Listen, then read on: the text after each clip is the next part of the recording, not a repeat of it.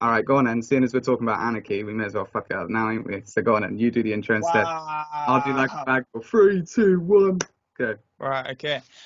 Hey guys, welcome. We're talking to an honoured guest today, Briggsy. You right, man? How you doing? Yeah, good man. Nice one for having me on. Appreciate it. Yes. Yeah, no problem, man. So we're gonna want to talk about Anarchy today. Yeah, it's good. First round's done. Quarter final coming up in a month. It's been a busy few weeks. Yeah, you right, Tom? Yeah? Intro on me, yeah? What's up? You all right? Yeah, you don't get to say anymore, Danny. You're out. I just wanted to ruin your intro anyway, just to kept with the theme. I just went for high energy and low ambition. No, but Briggsy, the first question we always ask is, so just so Tom can get an understanding of what people think, what is battle rap?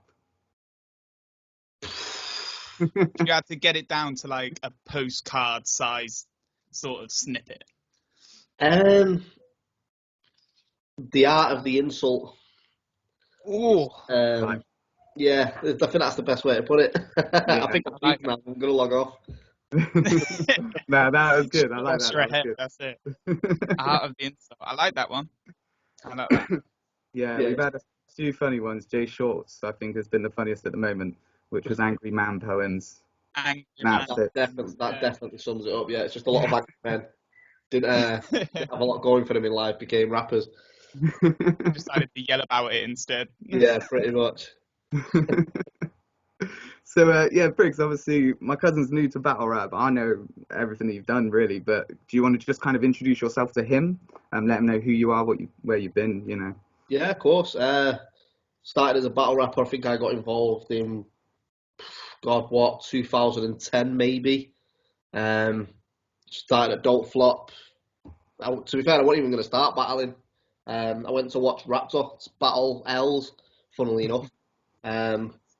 Obviously, I was rapping at the time. I had quite a decent following in Manchester. I was working with like Shotty and stuff like that, so music was doing well. But I was always into battle rap. Watched all the URL DVD, Smack DVDs at the time.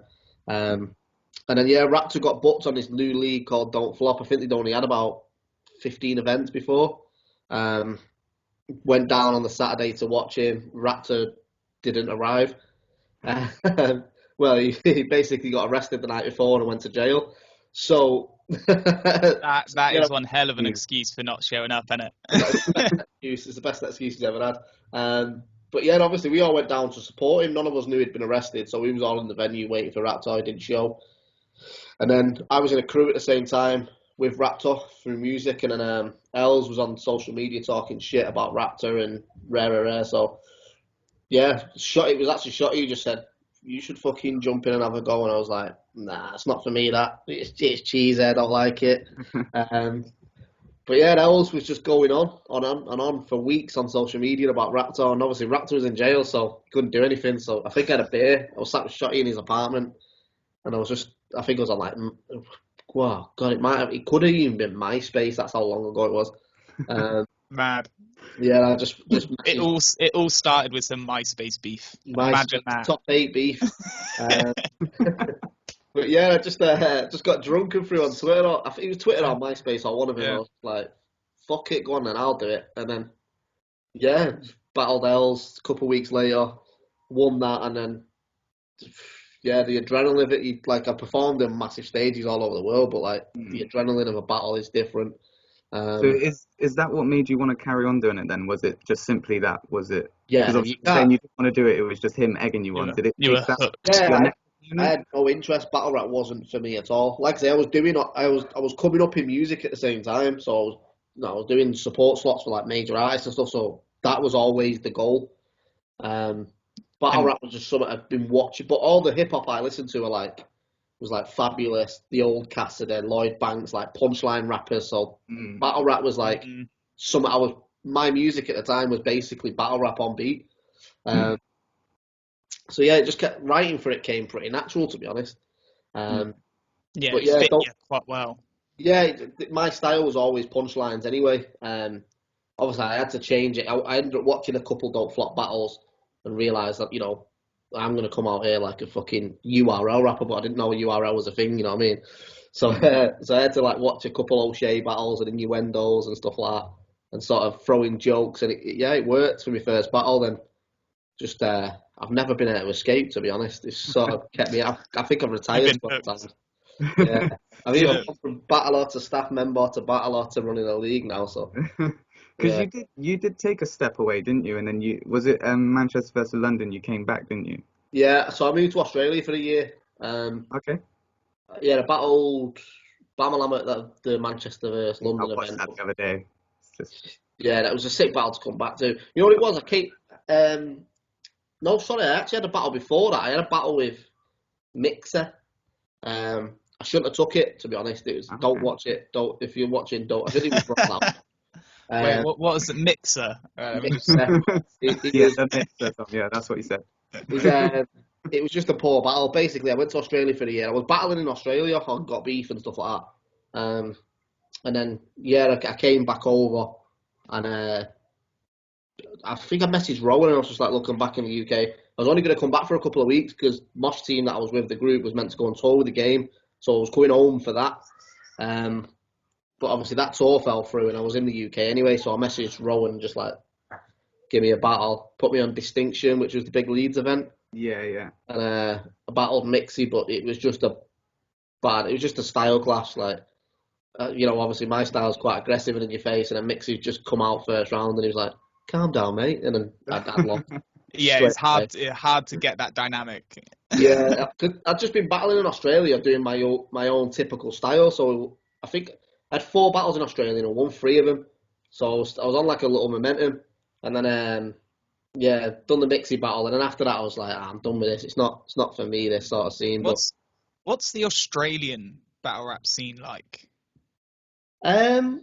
Depends, it's the communities when I was there was tight. Like, there wasn't as many people as there is at a UK event, but it's one of them ones where I ended up battling in Melbourne, Sydney, and then back in Melbourne. I did 2 in Sydney, 2 in Melbourne. It's like everyone knows each other, so they're all quite tight. But a lot of the audience are rappers as well, whereas over here it's not the case. So but they react to everything, like they go mad. Like, I've always noticed that whenever I battled internationally, they appreciate. I suppose because you're the international, so like when Charlie Clips comes over here, people give him a bit more because he's travelled. So I guess that's the sort of reaction you get. But yeah, the scene's dope out there. The battle rappers, being honest, are not as good. A couple of years behind, but they're good. It reminded me of the old early Don't Flop days when I came in. So it's like a nostalgic thing for me. Like, I don't think I ever. The only battle I lost there was because I did 2 battles in one day and I stumbled on one of them and lost. But okay, that's a tough beat. That's a tough beat. Did you ever try like how you did with Premier Battles and when you went over to Ireland and done obviously England versus Ireland? Have you ever tried to set it up? I know obviously you've got your connections to like America and Canada, but did you ever try to set it up in Australia as well? Yeah, we spoke to a couple of people out there. The main thing is it's just costs. Like, to fly an entire team to Australia is going to cost 10 racks easy. Like, I mean, the Ireland event cost us a couple of grand, and that's 45-minute flight. You know what I mean? So it's just there's a couple of countries we spoke to: South Africa, Canada, America, Germany. Like, there's loads of opportunities we've had. It's just the financial side of it that limits it. I suppose it's a meet in the middle sort of thing, but like I say, you still got. If there was a way that you could share all the content and all that, I guess as well. There's a lot to go into that. It's got to be worth it. Like, if we're going to spend 10 grand flying a team over to Australia, we've got to have some sort of return on that profit. Which isn't always the case at the minute. Yeah, until you can start sort of like, filling stadiums and stuff like that. It's going to be hard to get out of the country, isn't it? Yeah, of course. Unless we're doing like Shotty Horrorverse 360 in America, in Australia, we're not going to get anything more than 200 people in the crowd. So it'd be pretty pointless. It'd be a cool experience, but that's like. Sure. I need a sponsor. I need a big sponsor like Red Bull or something to give us a lot of cash. Yeah, Monster. If you want to hit us up, I love Monster. We'll do Monster sponsored event, UK versus Australia. Imagine. Yeah. Imagine the merch. Oh mate, the jerseys would be sick. Yeah, what would be with the your sort of views we dream? get on here, mate, we might even get it. What would be your sort of like dream event to set up? Like, if money was no option, you could set up an event. What would it be? Oh, fucking hell. You know what? I keep it in Manchester just because I know people are going to say I'm biased with this, but I always think the Manchester energy in the room is second to none. The only place that rivals it, I think, is Leeds. You know what? I agree with that. The only two events that I've been to, like, is both been in London. It was Volume 3 Chalked Out, and then the Empire card. But like as a like online fan, I guess you can tell like in the footage and everything. Like it's just it's different. It is different.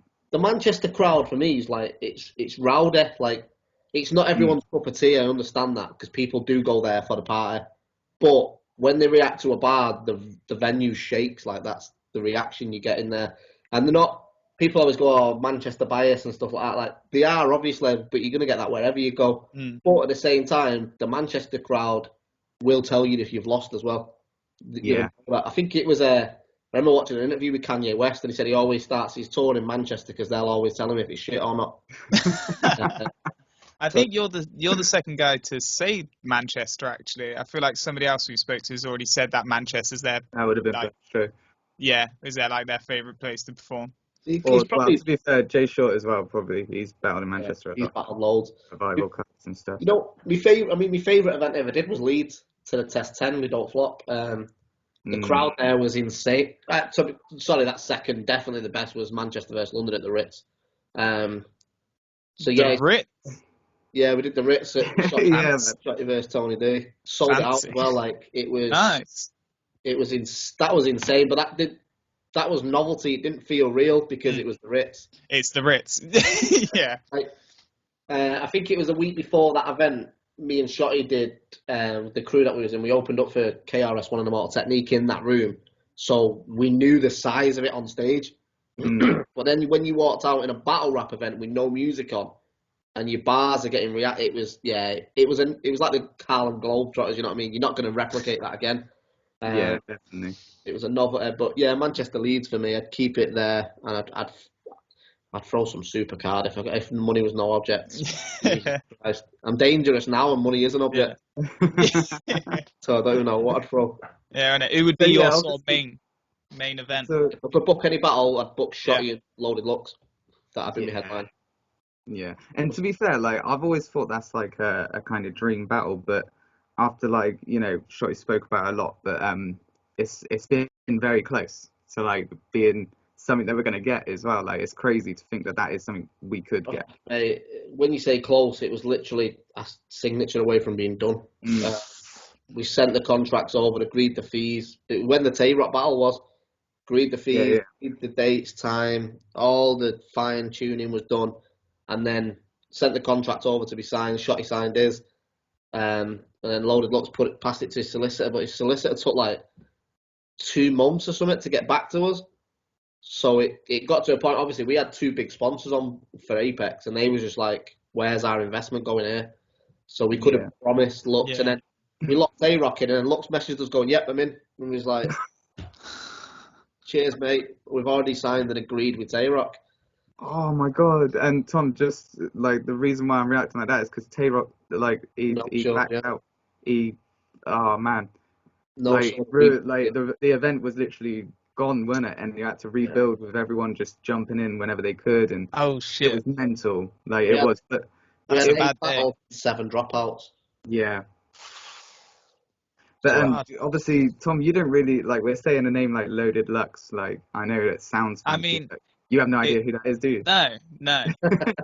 The way you say it, you say it with weight. So I understand that sounds like a big name. It's like basically Eminem getting on your song. If you battle Loaded Lux, you've made it. You know what I mean?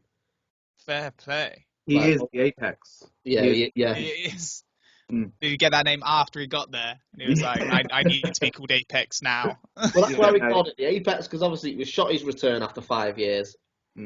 Loaded Lux had already done an interview saying he wants to battle Shotty, and he's never been in the UK, so he was like, it's perfect, like you can't get higher than this. Exactly. And obviously we had like Tony DJC, like there was so many sick battles on the card. But yeah, shit happens, doesn't it? Yeah, but that's when it's live, live, isn't it? Exactly. Stuff like that can happen. Yeah, definitely. Sorry, I was just getting something. Yeah, all good. I'm here. So yeah, you were saying like obviously you worked at Don't Flop and then you was battling as well. And then obviously the whole thing with Don't Flop happened. We ain't gonna get into that bit. We ain't got 3 hours. Yeah. But so obviously then all these leagues start to like sprout up everywhere, and it seemed like you worked in every single one of them. Yeah. Like it was mental. But yeah, what was that like? I only worked. So what happened was, Don't Flop. Obviously, what happened with Don't Flop, and then Danny Jack set up Cold Red, and he contacted me and said, "I want to set up a league called Cold Red." To be fair, don't you think he had a name yet? I think I came up with Cold Red. Oh no, sorry, they had the league called Cold Red, and I came up with the logo and stuff like that. But he was asking me to come on board as a staff member, and the way Don't Flop ended, I was out of battle rap. Like, I didn't leave Don't Flop because of what happened. I'd already pre-left Don't Flop before it all came out. But what I did do is I agreed with Rowan that I would complete the Revival series, so I was on Revival 7, I think, event-wise. So I said I'll finish at 10, do a big weekend event, and then I'm out, sort of thing. But then obviously in the midst of all that, everything came out. Don't Flop died, and then Danny was just messaging me about Cold Red, so I thought, go on, I'll jump in. Helped out, but it was more of a silent sort of event partner, you know what I mean? Like, I'll do it in the back. So yeah, I did that, and randomly, right, I edited a trailer for Cold Red with loads of battlers' faces in the video, sort of like a rebirth of UK hip hop, battle rap, sorry. And one of the faces was Shotty's. Now, I'd not spoke to Shotty for 4 months or something because he was living in Canada with signed to Sony, and he didn't know I was Cold Red. So we was on Twitter like, no battle leagues in the UK use my image without my permission, because he was still tight with Don't Flop at the time. Yeah. So he's obviously going up on Twitter. So I've just DM'd him and gone, bro, I did that. And he just turned around, he's gone, oh shit, didn't notice you. Yeah, it's fine, thank you, keep it. And then we just started talking again, because Premier Battles was an idea we had back in 2012 when we did lab battles. But the scene wasn't big enough. There was like a pool of 40 battle rappers. So we just got talking off that message, and it was like, remember that idea we had for a battle rap league? Why don't we do it? Like, Don't Flop's gone, the time's right, give it a go. And then, just the next day, Premier Battles was formed.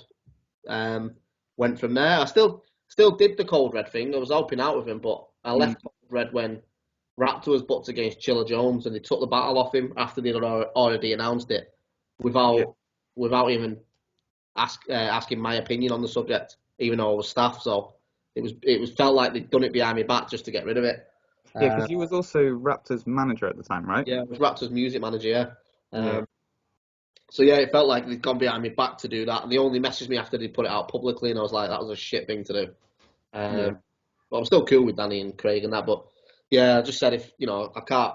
If I'm one of them, if I'm involved in a business, I'm all in. Like, I'm not a bit part player. Like, I'll give you everything. So, but thank God I did, because now Prem is Prem. Yeah, isn't it? And the rest is history, as they say.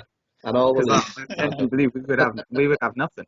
I don't think nothing else lasted really. Like, I mean, Don't Flop, they're getting there. They're doing some good stuff, and like, but I think there's just a lot of the old heads aren't really interested anymore. And I think Premier Battles is just doing more to bring through the new guys. Like, the academy and stuff is like amazing. Yeah. Like, to have a tournament for your first thing to come into battle rap, I think it's a real test. Do you know what I mean? Yeah, just try to make it competitive again, because it went through a couple of years just being promo battles that didn't mean anything. So you know, when I always wins. Sorry, mate. That's right. When first thing I said when I watched the first 2 Anarchy battles was like, the fact that it has that sort of structure of like, there's a ref there who puts his hand up when there's time coming up, and you have judges and like cuts away and things like that. I think it just like rounds it all off and just makes it so much better to watch. I think it's something me and Shotty always talk about. We tried. It's gamifying battle rap without. I think this is something we always talk about between us as like staff, is battle rap is now in the same category, in my opinion, as like esports. You can be a professional at this without being an athlete. This is for athletes who can't do half a marathon, you know what I mean? Like, I'm not doing 10K anytime soon. But I could perform for 30 minutes on a stage. And there's definitely a space for it. Yeah, 100%. Like, this is a sport. It's a competitive sport, which is what every boxing, UFC, football, they're all competitive sports. So we've got to treat it like one. It's gone past the theatre performance side of it. Obviously, it still has the wrestling elements, like the storylines and all that shit. But so does every sport in the world. Like, people watch Conor McGregor and Khabib because of the story. And that's what we're really trying to sell it as. Is this is a competitive sport. It's not 8 Mile, you know what I mean? It's not in the middle of a shit bar in the middle of nowhere with loads of gangsters rapping at each other. Like, brands seem to have this idea that it is, but reality is it's a lot of students in a posh bar in Manchester rapping at each other. Like. So a bunch of English students having like English students, all posh. Like, it is like I could show you 10 battle rappers that would completely change your mind, like opinion on battle rap completely. Shuffle like, I mean, the first, Shuffle T being one of them. Was the first battle rapper that sort of changed my opinion on what battle rap was. Yeah. It was the Fanta stick. That you showed me, God knows how long ago. And then there was there was a compliments battle as well. And like things like that, I think really do sort of make you realise that there is sort of art to it. Yeah, like, you can. I think it makes it easier it makes it more palatable for new fans as well, because like it's quite ancestral, like battle rap. Like there's a lot of in jokes and stuff, and I think a lot of battlers get trapped in that, and then like they get fans, like they get battle rap fans, but it's harder for them to get newer fans, I feel, because of it. But if you can be more broad and obviously open to a bigger market, ain't you? Definitely. I always try and avoid obviously I might throw one or two in there that people know, but in jokes or referencing the opponent's old bars, like I leave all that at the door, because to a passing fan, they don't get all that. And no, exactly. It's one thing that's seen it done. Yeah, you want it to be like you said, palatable is the best word. I want the new wave of 15, 16-year-old kids coming through going, oh, that's pretty cool, I want to go and watch that. Yeah, definitely. So obviously, you've been doing Premier Battles. It started off with the teams, the first season, where you had, was it 6 match days? 5 match days it was, 5 match days. Yeah, and it went amazing, really, the first season, didn't it? Yeah. Like it really hit off. Yeah, it could have got better. Everything just worked the first year. Yeah, you had jerseys and everything for the different teams. Like Tom, it was proper, like a league and everything. Like it was really good. You obviously had 3 battles. Me and Shotty are massive football fans, and that, like you say, we tried to gamify battle rap, and it works. Like it shows that there is a market for this, because battle rap is, it's tribal. People go Manchester, North versus South, Scotland. Like we tried to capitalise on that, and it worked. There was things, if I could go back, I'd change, which we tried to do in the second year. But the concept and the idea of it is flawless. It just needs a bit more polishing, which is what we're working on now behind the scenes. More fine tuning. Yeah, no one had ever done what we did. Like no one had ever made battle rap team-based format. Like we had an all-star game at the end of the year where we flew over the best internationals to battle the best of England, and it just all sold. Like even daft little quirky things like the transfer window opening up, it just all it creates conversation, because fans are then on Twitter going, oh well, he should join in because he knows him, and it was so much more interactive. Yeah, it brings people in to be like, oh, if I was them, I would do this sort of. The thing is, we didn't. Pretty much every battler in the first year had songs. We didn't create any of them. That was all done by the fans. Like the old Premier Battles chant that everyone does at the events now. Yeah. That was started by the fans. We didn't. That's not something we said or came out with.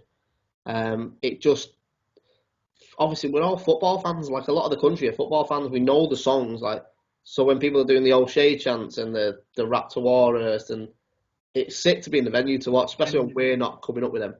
Yeah, to be fair as well, I'm not a football fan, like in the slightest. Like I'll go and have a kick-up No. battle or whatever, but I won't like Love the sit and watch that. chants. Yeah, but Don't like I football. think Love the chants. all of what it was, like it weren't just like football, like any sport, I don't think it catered just to football fans, if you know what I mean in that way. Like it was quite broad still. Because yeah, like you said, with the wrestling influence in it as well. I keep telling Tom about this belt. Yeah. But I can't find a picture of it anywhere. Like, can you try and send me a picture of it so I can show him and then.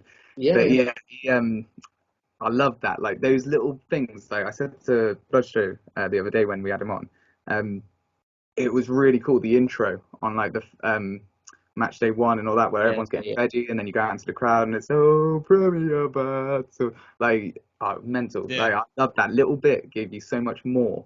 Like insight and like, stuff. And when you were saying earlier about like comparing it to like MMA and stuff like that, I think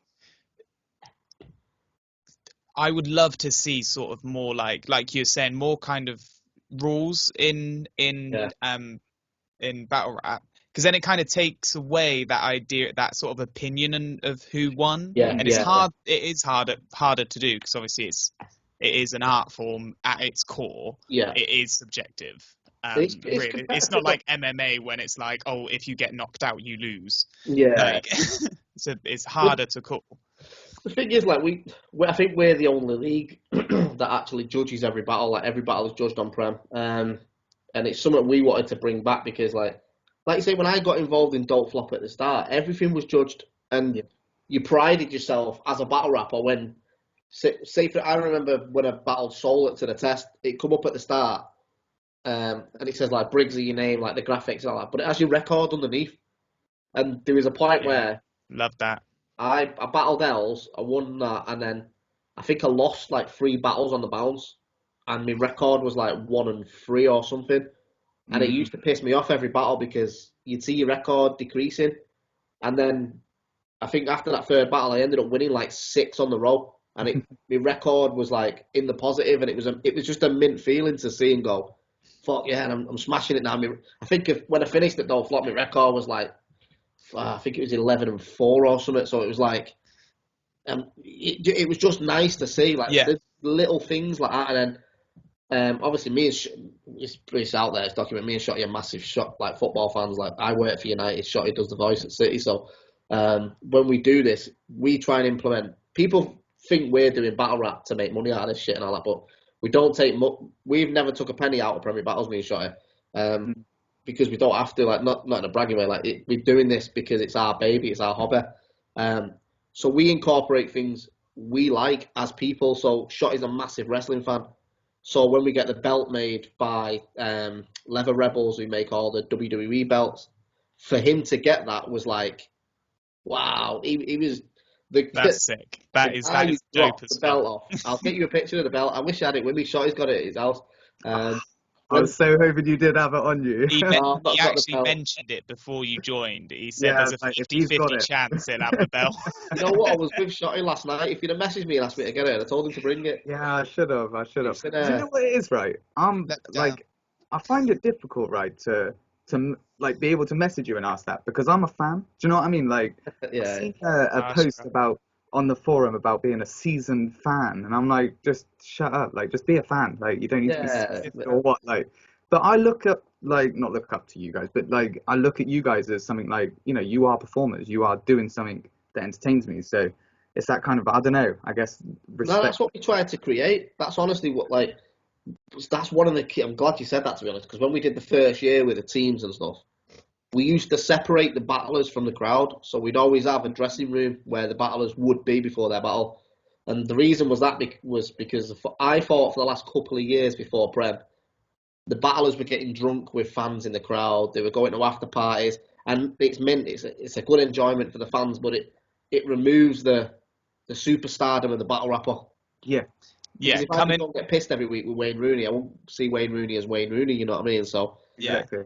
And coming from like a performance background, obviously, like I've only ever performed in like theaters and stuff like that. That idea of like you are separate from the audience at all times until the show is completely over. Yeah. That's what I was comfortable with. So like when I first started watching like battle raps, and Danny was pointing out, I see that guy in the back, he's going to be battling in a minute, and that guy, yeah, he's battling like later on. Yeah. And it was alien to me. But I guess the sort of, because the vibe is just so different, and it's not that pretension almost, I guess, it's that nice you get with theatre. It's nice to have the smaller events where battle rappers are in the crowd, because you do feel it like, but once every couple of months maybe. Like when we do our big events like Apex or an All-Star game, I'm always trying to make sure the battle rappers are separate, because I don't think a lot of the new guys have experienced it either. Like I remember first coming through, and especially being around Shotty, like you'd see fans look at him and go to each other like, that's Shotty, you know, like you ask him for the picture, and they'd be like, nah, you ask him. And That's Danny. It made Wait, honestly, I asked my missus, I was like that at every event. I was like, shit, there's Soul. But I didn't even go up to him. Like, because I'm a fan, I'm just like, oh shit, man. Like, take a picture. Take a picture of him in the back. It's nice as a battle rapper, because, like you say, we are performers, and it's what we do this for. Like, and I think that element of it has been lost a little bit, because fans, not even fans, like battle rappers. I've been to after parties where there's 50 battle rappers and like 110 fans or something. Like, it's like, I get what you're doing, you're enjoying the event, but you're losing your brand, because they're going to see you sloppy drunk, falling over, fighting, or... You want to be, like, elite. Like, you want to hold yourself to be, like... as well, like you said, Soul, if you walked into a restaurant and seen Soul, you'd be like, fuck, there's Soul. Yeah. It's like, if you've been partying with them that before, you'd probably be like, oh, it's only Soul, I'll chat to him in a bit.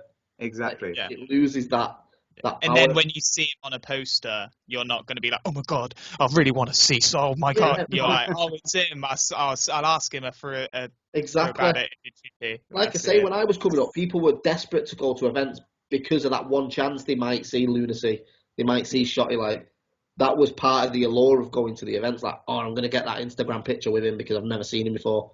And it's lost that, but it is slowly coming back with some battlers. Some battlers are managed. Like I think Maverick's a prime example of managing his brand brilliantly.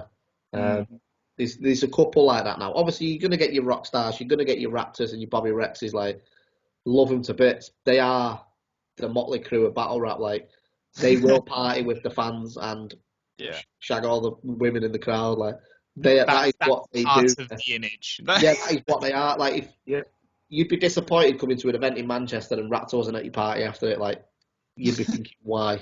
But that's what he is. So we just need to get back to having characters. I think that's the main thing. Yeah, definitely. I think there's quite a few coming through though. I like I like a lot of the new people coming through. Celester is somebody that I think is really good.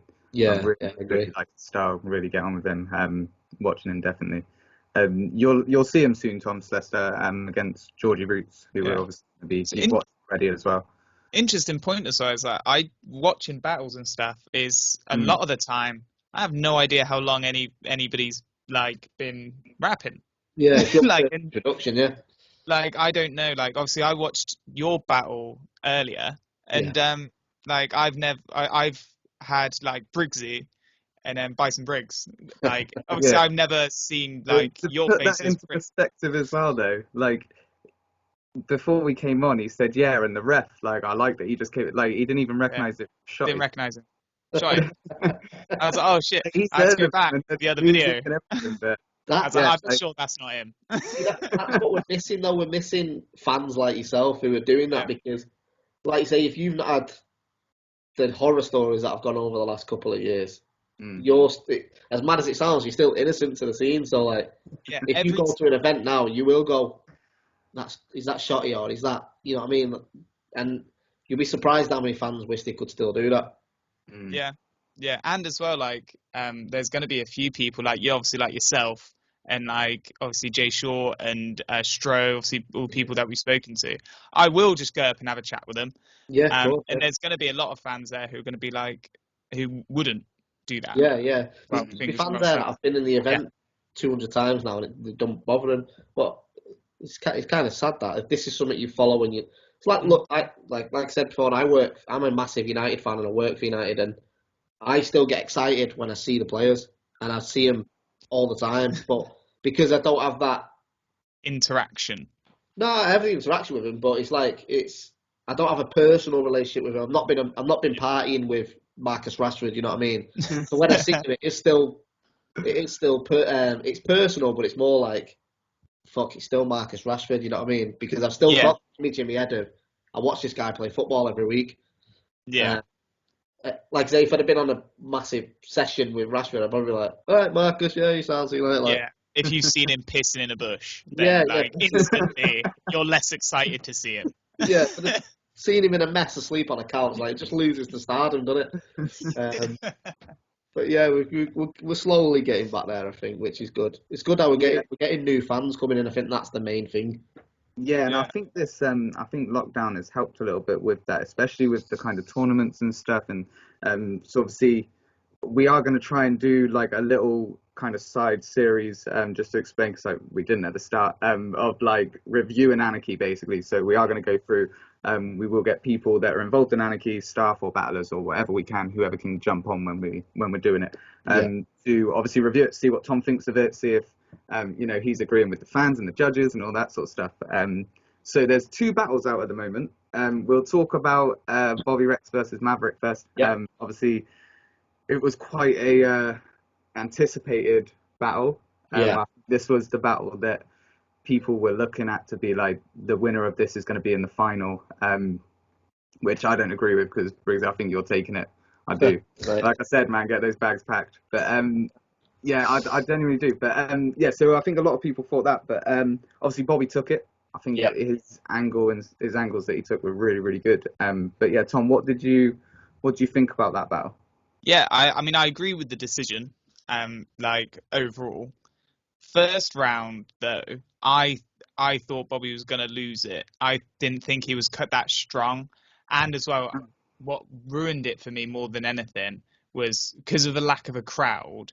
He laughed at his own bars really loudly, and it just kind of ruined it a bit. So I was like, oh fuck, okay, this is not going to go well. And then the second and third round, he just nailed it.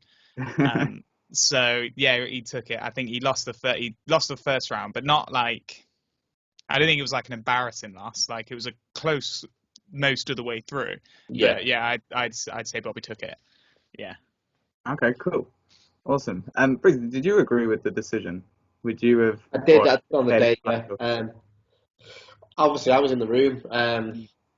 Bobby's second hit harder than anything else on the day in the room. Even like one thing I did before the event was like said to everyone, look, there's no crowd here, so don't overreact, because you'll look like that one idiot on camera that's reacting to everything. Yeah. But it was hard. Like obviously, when you hear something nice, as you know, everyone's a fan of this. Like even us as battlers were fans of it. It's hard not to react, but you just notice the shift on Bobby's second. Like people were struggling not to react. You know what I mean? I thought Maverick started really sick. He had the whole bag like a greengrocer, one hit career. He had all that scheme, which was fire.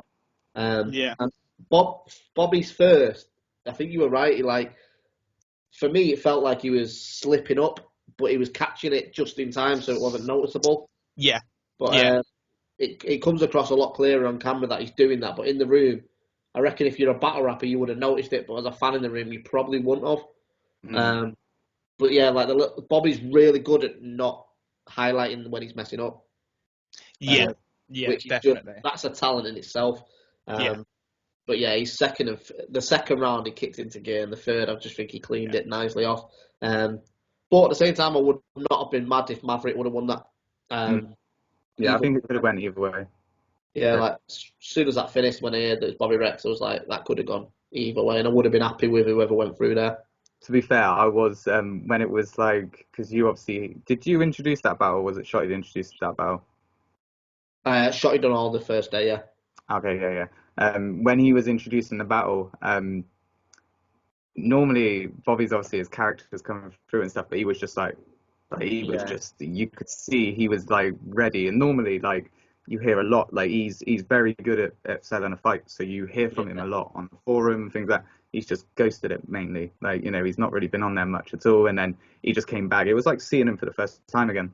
That's what it felt like to me. I see Bobby every now and again outside of battle rap anyway, because obviously he's from Manchester, but Bobby's in a different zone at the minute. He's probably the most focused I've ever seen him. Like he comes to the recording studio that we go to, which my mate runs, and the music he's making is incredible. So he's just, I think Bobby's sat down and just looked at everything in his own personal life, and he's I think he's just trying to better himself, and it's paying off massively. Yeah. He's Bobby Rex is so talented. He's sick. Like, it's meant for me to watch him because obviously I gave him his debut on Don't Flop, so seeing him go to where he is now, it's fucking sick to watch. I'm glad he got through. I think he'll do really well. You can hate his character all you like a lot of people get annoyed with him or whatever, but he literally was flying the flag for the UK for what, 2 years at least. Like, you know what I mean? He was the only one that they were looking at. But battle rappers like Bobby Rex, Raps, the couple in that bubble that do split opinion on him, but that's what they are. Like, and battle rap needs people like, if everyone was like, I love Shuffle T, but if everyone was Shuffle T, the scene would be boring, wouldn't it? Yeah. It'd just be the same character over and over again. You need a balance of mayhem and a battle of like clean cut. Whereas Raptor and Bobby are just turn up on the day, get the job done, but they will cause mayhem doing it. And I love that side of it. Yeah, like you need your Floyd Mayweathers. You also need your Chris Eubanks. Yeah, you know, like you need people from everywhere. Exactly. Yeah, exactly. That's what it is. Every sport has it done it. UFC's got like Raptor and Bobby, Conor McGregor, and then you got the clean cut O'Shea. Like O'Shea's another one. O'Shea's a rebel. I showed him O'Shea versus my verse. O'Shea was one of my starter rappers. Like when Danny first started showing me battles, it was like O'Shea, Shuffle T. Those are the first two. And it's a credit to O'Shea that was the first person you got into, and it was the first person I got into when I first started. Yeah, it's a testament to to O'Shea. That. Yeah, definitely. I wonder how we'd have to take a poll or something like, what rapper was your first one? We'll just see which one has the most. It'll either be Blizzard, Mark Grist, Shotty Arsenal, Lunacy and Bloodstroke, or Blizzard Mark Grist was Blizzard Mark Grist was the English teacher. Yeah, he was one of my first ones. Yeah, exactly. Good. It's funny. It is what it is. And as well, like there is a very sort of particular style and like aesthetic that comes along with battle rap. Yeah. And I feel like that does probably keep a lot of like younger people out. Like I knew it would have when I was a bit younger. Like I wouldn't have wanted to risk that. But I think people like Shuffle T help bridge that gap. Oh yeah, of course. Like there is like it is that, but like it is also a skill and an art and something you can get into. And then you realise the rest is all like, smoke and mirrors. You know what I mean? Of course, I say this all the time. I've been to, I couldn't even count how many events I've been to over the years, and I reckon I've seen 2 fights in 12 years. So like, and when I say fights, they're not even fights. They're like one person slaps the other person, like done, busted. Whereas people will go, it looks too volatile, but they'll go and watch a rock band where there's people fighting and mosh pitting, like. You have a mosh pit. Yeah. Exactly. And then I think the perception of battle rap's breaking slowly, but that's just going to take new people coming in. Some of our audience are like 50, 60-year-old men and women. Like we've got them, and we've got 17, 18-year-old kids coming for the first time. It's such a diverse crowd, which is class. The community is meant. Yeah. I think it'd be so cool to get that out more as well. Hopefully through this, get more fans involved. Hopefully sort of get that. Just to get back to like, for example, Danny, you bringing Tom in, and then Tom, you bringing me in. That's the way it's going to build, because that's how it built years ago. When I first got involved, there was 30 people in the room, and one of the battle rappers was the cameraman. Well, that's how it happened. Like I brought my debut. I ended up bringing Shotty and like 6 other people with me, and 2 of them ended up being battle rappers. So like, imagine you didn't take Shotty to that event. I know. To be fair, Shotty told me to battle, but then Shotty came to my debut. I think he got a feel for it, and he was like, "Fuck it, I'm in." It's mental though. Like, imagine just that one thing. Like, if that was like slightly different. I know. If we would have gone to that event, I don't know if either of us would have ever battled. Yeah, that would have been crazy. So yeah, obviously, so Tom, you're saying you agree with the decision. You thought it was yeah, quite a fair decision. I agreed with that decision as well. Like I said, I just feel like it was like the rebirth of Bobby to me. Yeah. It was a strong comeback for him. Taking nothing away from Maverick. Nobody lost. Somebody just done better. That's all it is. Oh yeah. No, Maverick will get a big play. Well, I already know what his next battle is. Like Maverick. That's the thing with this Anarchy tournament. All you've got to do is show off. If you come up, even if you lose, and you give a Slester lost. Yeah. There's no reason why. As long as you put a good fight in, then it's in front of a new audience. It's Twitch, so make a good account. Slester didn't lose though. He didn't. I'll hold that. Right. Do you know what? I'll say that first. The way that Georgie handled himself after and was just like, yeah, all right, I think he did. And then, like, even after now, like, he's been on lives and stuff. He's never once been like, you know, a dick about it kind of thing. Like, I think he knows he's got to go into the next round and smash it. Like, he's really do something. The thing is, like, I'd rather have these battles every time because it means it was a good battle. If someone walks away and goes, yeah, clearly won that 3-0, like, there's no rewatchability there. People will watch Georgie and Slester and argue that all day, which is testament to them too. And at the end of the day, the way I always say, like, robberies or whatever people call them, like, there was 5 judges and they were all completely neutral, and Georgie took the win. So on the day, if we would have swapped that, it could have been anyone. Like, I genuinely believe it was, like, I don't think Georgie done bad or anything, and he deserves to be in that tournament. I'm not taking anything away from him. What I'm saying is I think it was harder for him to win that battle than it would have been for Slester to win that battle.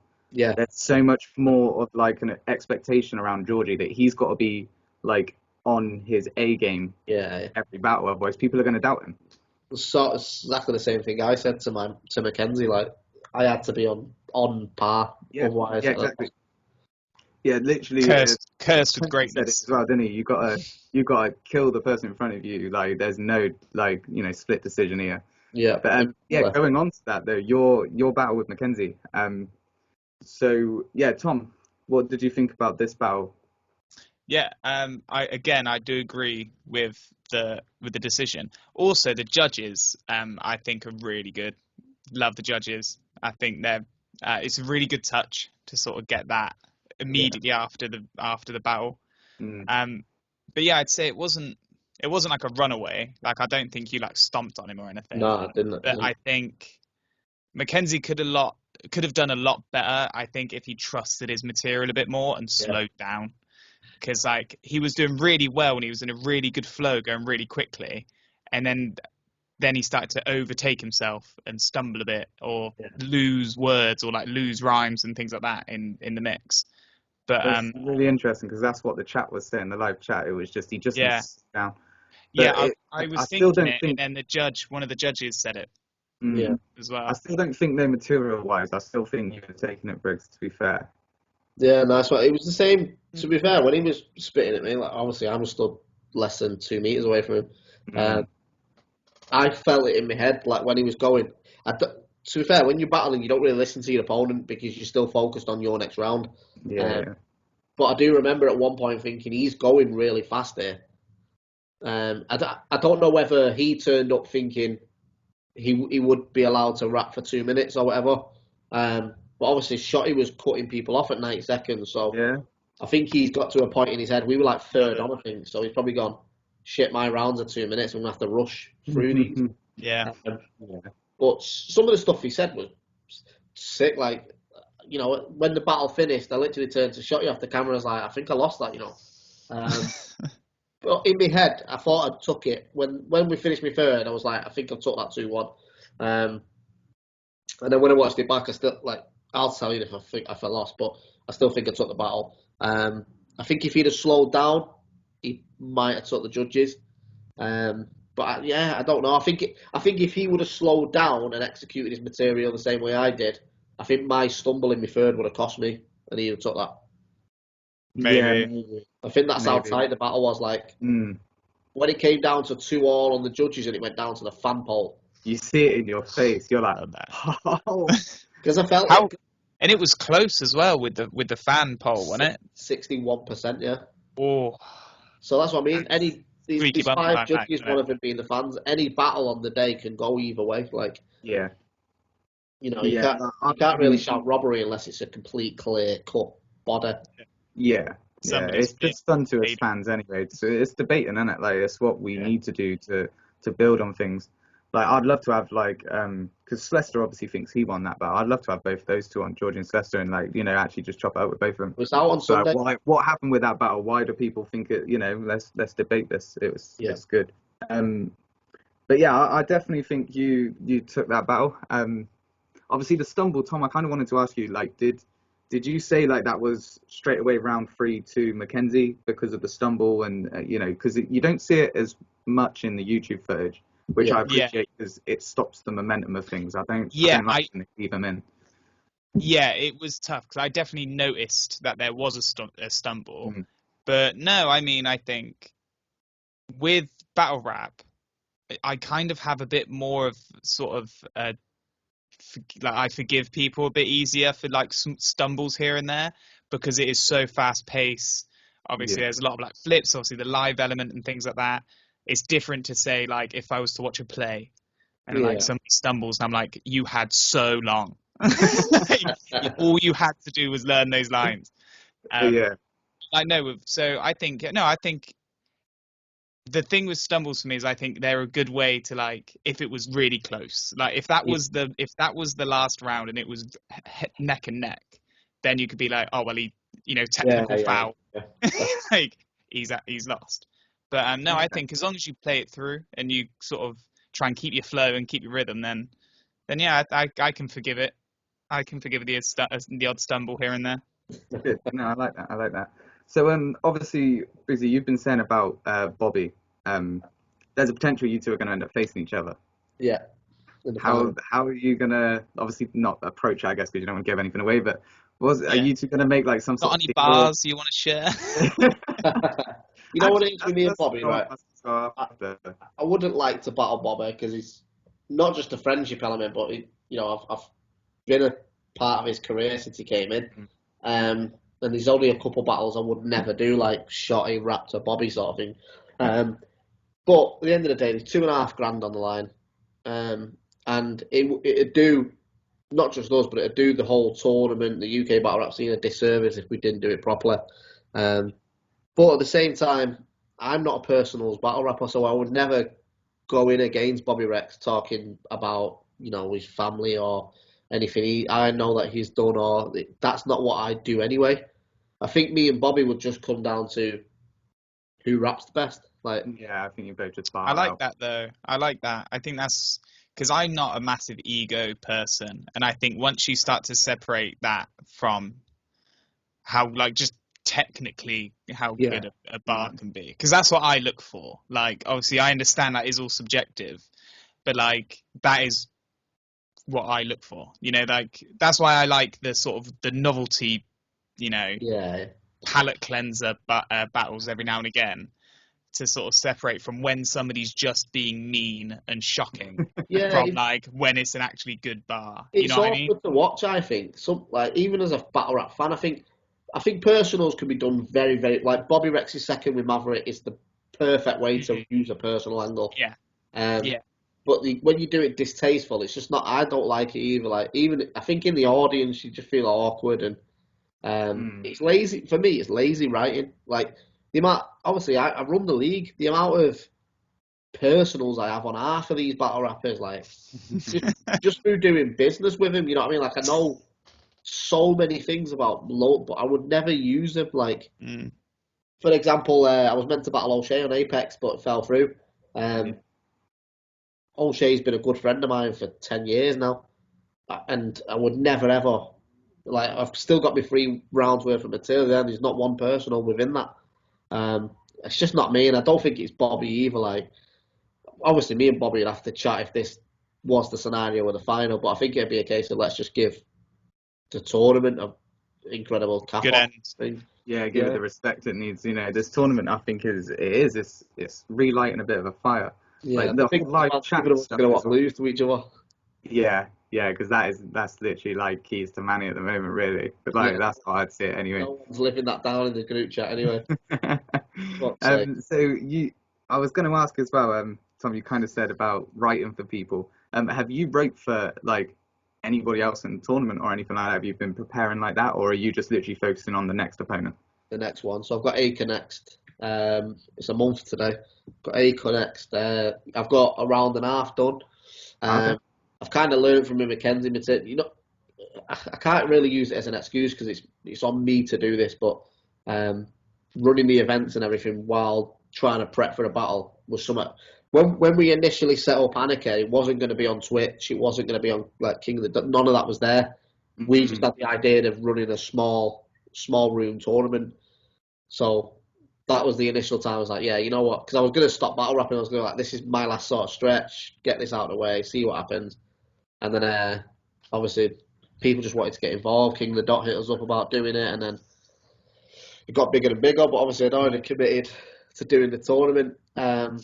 But yeah, with Mackenzie, because I was nervous about live. We've never done a live stream, and I was nervous about it. First one in the UK, isn't it? Like this. First ever live stream. And there is such a big Twitch scene at the minute. Yeah, like, and it is big. It was on King of the Dot as well, which is like bridging the UK and Canada bridge that felt like collapsed with Don't Flop. Like, yeah, there was so much riding on it. So in reality, I probably shouldn't have battled on the first event. But in some ways, it was just good to get it out of the way. I think you had to be fair. Yeah. Just like a legacy battle, if nothing else. I think as well, like how Joker Star battled on match day 1.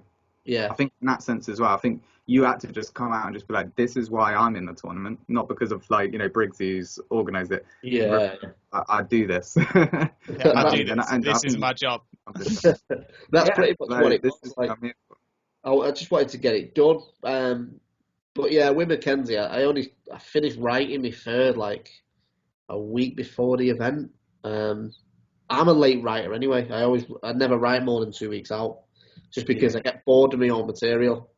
I respect that. I get that. Yeah, over rehearsing is the biggest pain, definitely. And there's nothing worse than writing something and then going back to it and just being like, that is shit. I don't like that. Because you're rehearsing so many times a day. Like, I know battle rap, like, for example, when Shotty preps, Shotty goes into full, like, phone off for like 3 months and he's full immersed, but that's why he's one of the best at what he does. Yeah. I tried that once and it didn't work. I get bored too fast, mate, because I have so many other things going on in my life. It's like, by the time it comes to a week before the event, I'm trying to go through the material. I'm like, shit, that don't like it anymore. But so how long do you normally take to write? I usually write 2 weeks, so I usually write 2 weeks out and then prep for the week before leading up. But I've changed that with this Acre one. Like I say, I've got a round and a half done. I think because I'm running the events, I'm not going to risk it. Like I say, it's $2,500 at the end of the day. It's like it's me taking my kids on holiday at the end of the year. You know what I mean? So man. So I wanted to talk about that as well, because obviously, like, I've been saying what the prizes are to Tom, but to like explain how big of a prize you're actually giving away in this tournament, like, try and explain it to him, because I have tried, but I don't think I've done it justice. So you get the winner walks away in August. I think it's August 28th. I think the date is. They walk away with $2,500 in cash. Trip to go and battle in the biggest stage in Canada on King of the Dot, one of their main events, and they also get a UK title shot when they get back home as well. So, free, like, fair play. It's 3 major platforms, but the goal isn't just Anarchy. The goal is whoever wins this goes to Canada, kills it in Canada, comes back to the UK, gets a title match, whether they beat unanimous or not. Like, their brand is set up for the next year then. Yeah. So as well, you can kind of use it as like a sort of road to WrestleMania kind of vibe. Like, storyline. People will, like, look at LSD. He won the Academy in 2018 and people still refer to him as the Academy champion. He's only going to ever be one Anarchy champion. Whether we do Anarchy next year, whoever wins this will always be known as the first Anarchy champion. Like, that's the way it'll be. So it's a big thing. It feels like it's part of the revival of UK battle rap as well. Which that's exactly what I was saying. Like, I genuinely believe this is the spark. Like, everyone's been talking about spark for the past like year and a half. This is it, I reckon. I truly believe that it's putting that, like, people were literally arguing in the chat with like some of the decisions made, and like literally be like, I ain't ever gonna listen to Gemini again and all this sort of shit. Like there was so many people like proper going off on the chat, like but it needs it. Like, you know, you wouldn't get that in the room. Like it's much. I think it was really cool. It takes it back to being a sport. Like you go on Twitter on any football match and you'll see a complete divide of attention. You'll see people going, "Oh, Marcus Rashford's the best player in the world," and in the next tweet it'll be like, "Worst player ever. Why is he here?" Like, it's conversation we've not had for years, which is it's nice to. There was times on that live stream I was popping out a shot and just reading the chat. Like I was off camera, I was just reading the chat. Like it was class to watch. I think the COVID element has helped, but it's given new outlay for battle rap. I think like you don't have to be in the room anymore, which is I'd always advise being in the room because you'll never beat the live energy of a battle rap event. No, but you just get so much more opportunity online. Oh yeah, especially now, isn't it? It's like Glastonbury. You watch Glastonbury on the BBC and it's great, but until you're in Glastonbury crowd, you'll never really know what it was like. Battle rap's the same. I really like the Twitch though, and all the setup and everything with the interviews and stuff. Like it seemed really professional. Like most of the events do, obviously, but like I don't know, it just seemed real set up. Like, you know, there was a purpose for the live stream. There was like, and I think that's what it is, a purpose. I think that's the best way to describe this tournament. There's a purpose for people to battle. And those people were there just to battle. They had no other objective there. Like, you know, they might have had a couple of drinks with you guys or whatever, but they were literally there to do their thing and move on. Do you know what I mean? It was like, you could see that everyone was there to work. Yeah, and because of COVID, we only had 20 people in the venue. So what's that? 8 of them were battlers. The rest were staff. Like, obviously, we had a full live stream team that was going on, 2 cameramen, people managing shotties. There's me, Bloodstroll, Shotter, Nick. So yeah, it was literally everyone. Everyone in the room was there doing a job. So is that just so we can obviously get some names out? Nick is Red Lion, right? Yeah, Nick's Red Lion. Yeah. So that's the company that Premier Battles brought in, Tom, just to like start. It was in the first season actually, wasn't it? Or did you have Bagnall for a little while? No, so Nick's just a good friend of mine. I've known him for years. Nick he's always worked in media and stuff like that, but he came in to do the academy. So the original cameraman for the event was we had Bagnall for a while. Bagnall still does our big events, still does like, and the thing is with Bagnall, I love Bagnall to bits, but when we're doing small events in Manchester, it's just not financially viable to bring a full team from London up. So yeah, Nick came in to do the Academy series, which he did the first year, made the documentary episodes. Like the idea was Red Lion was going to produce a documentary series around each Academy, That's cool. which we've done, to be honest. We've done it every year. We just never put them out.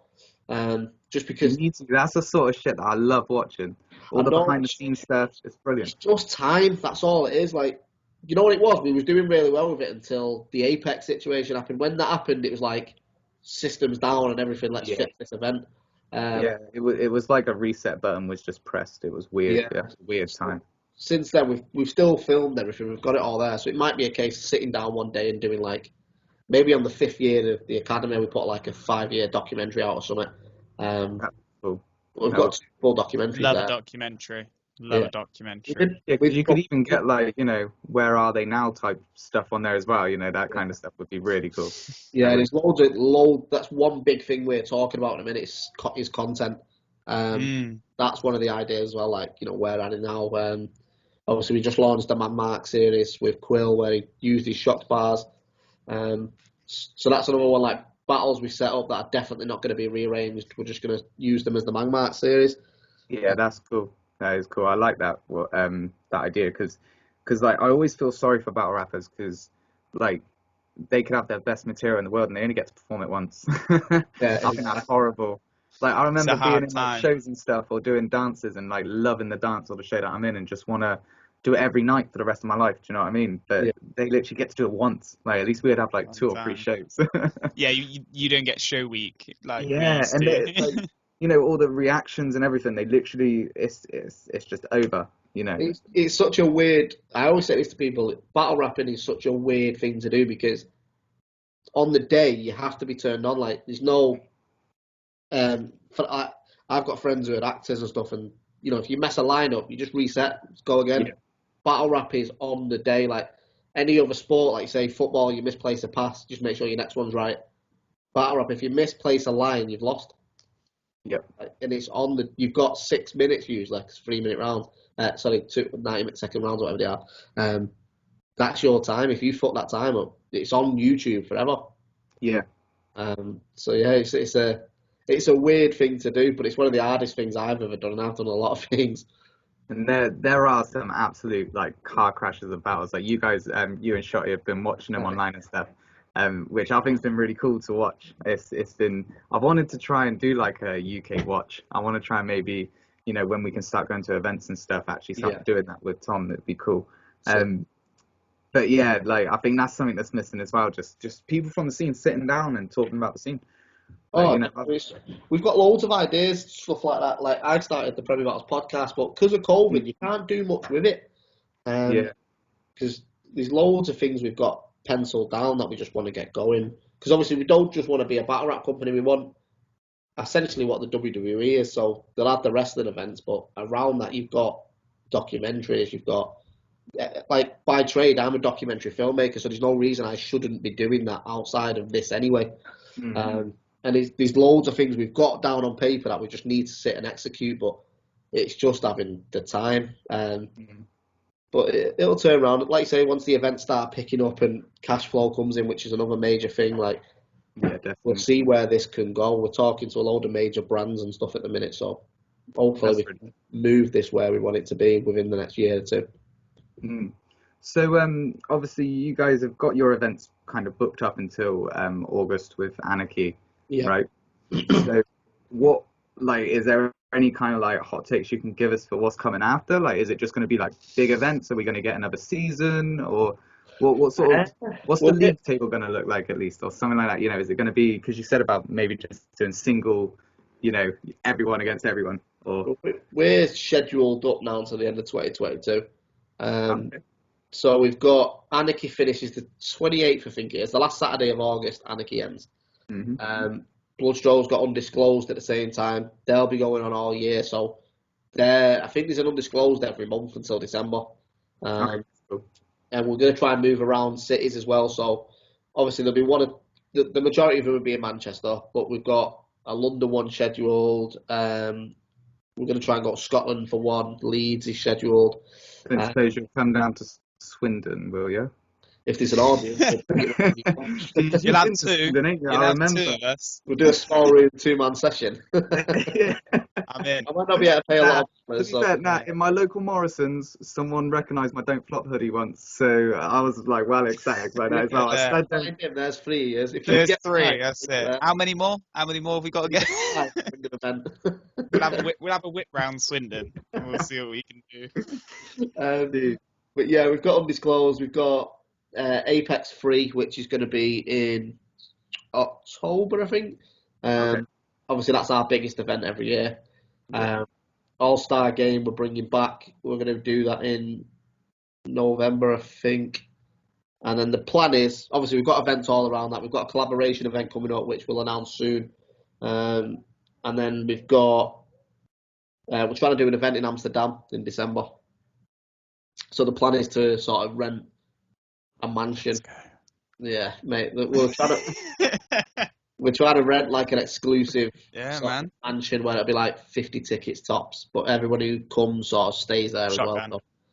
Yeah. Can I call dibs? Is that something I can do? I'll just be at the laptop refresh. From this point onwards, refresh.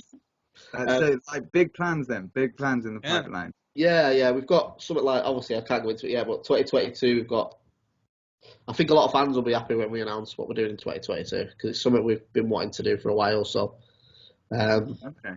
And it's I'm excited for that one. Oh, awesome. That's cool, man. That is cool. So yeah, I don't really want to let these episodes be too long, because I think people just wouldn't watch all of it, basically. So we're going to kind of stop it here. But the last question I always ask Briggz, just try to give Tom some homework and maybe a few battles to watch. Is there anyone or any battle that you would suggest watching? It can be your own or others, whatever you want. Maybe just a couple. if you want a broad spectrum of battles, go and watch Pat Stay versus Holohan. Try and keep it. Hang on. Try keep it UK at the moment. Oh, UK! You're not throwing him in the deep end yet. Yeah, we kind of. I still got my he's watched, floaties on. Arsenal I still got my Shotty. floaties on. Yeah, you've watched Arsenal Shotty and O'Shea Myverse, so he's kind of been introduced a bit. But yeah, Okay. I think if it's going to be an international, somebody that came over maybe or against a UK guy. Tony D versus O'Shea. Have you watched that? Don't think so. Yeah, definitely watch that. Tony D O'Shea, because that's a perfect battle of style clash that works. And I'll tell you what, and that was a T versus Raptor as well. Shuffle T versus Raptor. If you've not I've shown you that already, Tom. Yeah, I've shown you that. That was the one where Shuffle T has the phone call in it. Do you remember? I do. Tell you what, if I do. Sorry, I was writing. I was writing on my post-it note, and I'm going to put it up on my TV. Tell you what, if you've watched Shuffle T Raptor, watch Raptor and Big Cannon. Raptor and Big Cannon. Yeah. Don't flop. That was probably Raptor's breakout performance. Yeah, definitely. There is so many quotables in that. I've watched that so many times. You won't see this bitch prevail like an arranged marriage, all that shit. I love it. That whole scheme, like the waves crashing, the blades smashing. I can't remember. Yeah. There we go. The post-it note officially up. Watch that. Put a little exclamation mark to that battle and watch that one next. That's a sick battle. I'll underline it and I'll put a little logo up. So, how's that? Yeah, definitely watch that, and we'll see what you think. And Briggsy, is there anything that you want to plug before we head off, obviously, for Anarchy and stuff? No, Anarchy's. I'm bad with my dates. Anarchy's the last Saturday next month. 24th a month today, pretty much. Twitch TV. But yeah, first live event back is June 27th. Shouts to Bloodstraw with Undisclosed. If you can get to Manchester, let's just have a party with that one. We're going to be trying to go in. Yeah, we are going to try. But yeah, you already know a few battles that are there. Bloodstraw has been a little bit confident this week, hasn't he? Yeah, he's close to being sacked him. I do love it though. That's the real hot take. The banter that you guys give, like with Hulk and that as well, what's going on with you guys? I don't even know what's happened, but it's so funny. I love that kind of. It's like what O'Shea says. There's little bullshit battle rap, like beefs and all that. I love it. Yeah, I do love it. But yeah, so obviously we are going to try and make this a new series. We're going to try and, we're going to do it. We're going to review the Anarchy tournament. We'll probably do it maybe, there's been 2 battles out, so when there's another 2 battles out, we'll get on and talk about those 2 and then another 2. Maybe do it live. And maybe do it like that. Maybe do it live. Yeah, I want to try it. I don't know anything about going live. I need to learn, but I'll get there at some point. I need a better laptop first, I think. But we definitely will get back on, talking all shit, Anarchy. So I guess the last thing to say is thank you for coming on, Briggsy. It's been a pleasure, man. Thank you. No, thanks for having me on, lads.